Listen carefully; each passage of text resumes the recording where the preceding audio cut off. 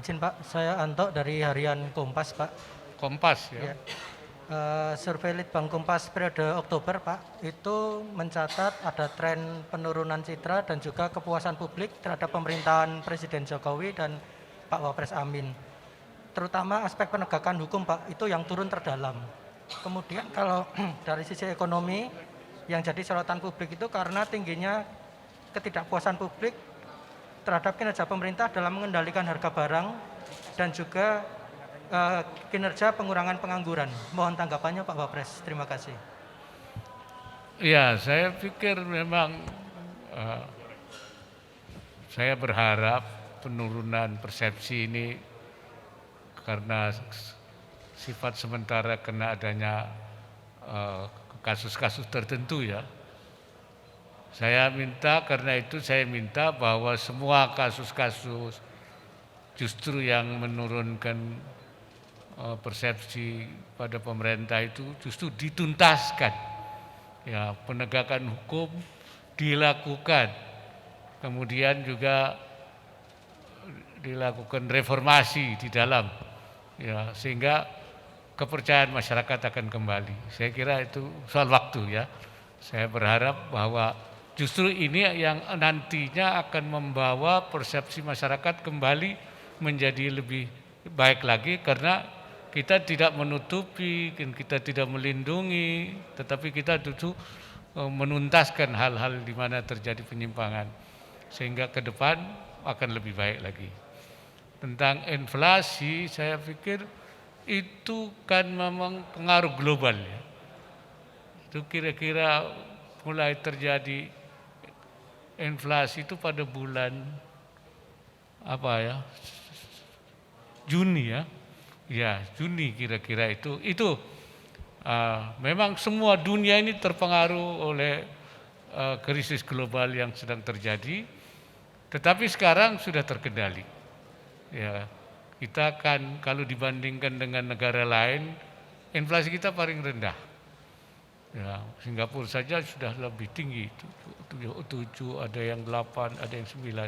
Kita ada sekitar 9 sampai 5 lah. Dan kemudian juga pertumbuhan ekonomi kita juga paling bagus dan dianggap sebagai negara yang pertumbuhan ekonominya cukup baik. Saya kira itu. Selamat sore Pak Wapres, saya Indri dari Media Indonesia. Pak, saya ingin menanyakan mengenai RUU perampasan aset, karena kan kabarnya sudah masuk dalam prolegnas Pak. RUU perampasan aset untuk koruptor. Bagaimana tanggapan Pak Wapres? Ya, karena ini inisiatif pemerintah dan ini saya kira sudah memenuhi tuntutan publik, ya, keinginan masyarakat, dan pemerintah sudah melakukan inisiatif. Kita harapkan DPR segera merespon dan membahas supaya bisa menjadi undang-undang. Barangkali itu. Assalamualaikum Pak Wapres, saya Fauzia dari Republika Pak. Izin bertanya Pak Presiden kemarin sudah menerbitkan peraturan Presiden Pak terkait percepatan pembangunan Badan Pengarah Otonomi Khusus Papua Pak. Dan Pak Wapres ditunjuk sebagai Ketua Badan Pengarah. Izin Pak, fokus arahan di percepatan pembangunan otonomi khusus Papua ini apa ya Pak, dan bedanya dengan percepatan pembangunan kesejahteraan sebelumnya? Terima kasih Pak. Ya, dengan dibentuknya dan saya menjadi Ketua Pengarah dari Badan Pengarah Percepatan Pembangunan Otonomi Khusus Papua, kita akan melakukan langkah-langkah untuk mempercepat pembangunan menuju pembangunan kesejahteraan di Papua, menghilangkan berbagai hambatan dalam rangka mensejahterakan, meminimalisasi kemiskinan di sana, juga untuk infrastruktur yang memang dibutuhkan, kemudian